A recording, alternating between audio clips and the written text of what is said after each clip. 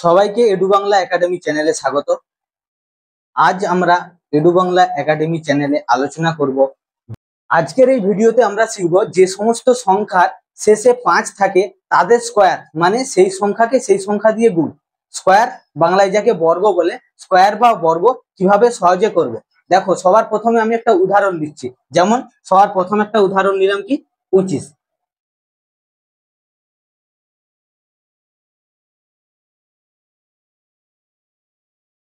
এই 25 সংখ্যাটার আমাকে স্কোয়ার করতে হবে।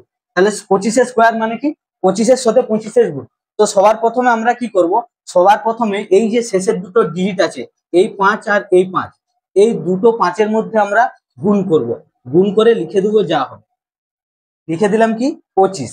এবারে আমাকে যেই সংখ্যাটা স্কোয়ার করতে হবে তার প্রথমের সংখ্যা দেখব। তাহলে আমরা 5 5 গুণ করে 25 লিখে দিয়েছি। এরপরে প্রথমের সংখ্যা হচ্ছে 2।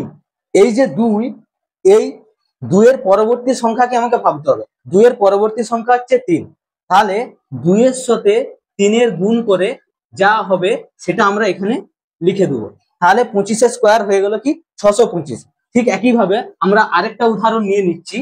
উদাহরণ নিলাম, যেমন ধরো কেউ আমাকে বললো 35-এর স্কোয়ার। তাহলে আমরা কি 35 গুণিত 35, তাহলে এখানে 5-এ 5-এ গুণ করলে 25 হয়ে যাবে। আর 3 এর পরবর্তী সংখ্যা হচ্ছে 4। তাহলে 3 আর 4-এ গুণ করলে কত হয়?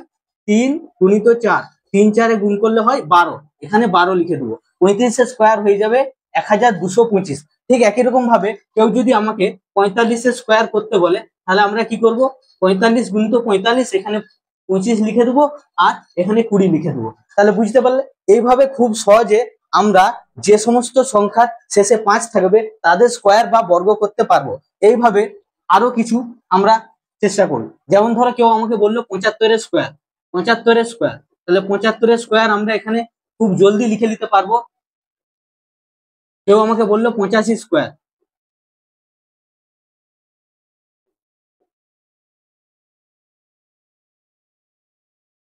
85 স্কোয়ার হয়ে যাবে 7225। কিভাবে করলাম? 5-এ 5-এ 25 লিখে দিয়েছি। 8, 8-এর পরবর্তী সংখ্যা কি 9, 8 9 গুণ করে হয়ে গেল 72। ঠিক একই রকম ভাবে আমরা যদি 95-এর স্কোয়ার দেখি, 95 ইন্টু 95, এখানে আমরা শেষেরটা লিখে দেবো 5 5-এ 25। 9, 9-এর পরবর্তী সংখ্যা হচ্ছে 10, 9 10-এ গুণ করলে হয়ে যাবে 90। তাহলে 9025 হয়ে গেল 95 স্কোয়ার।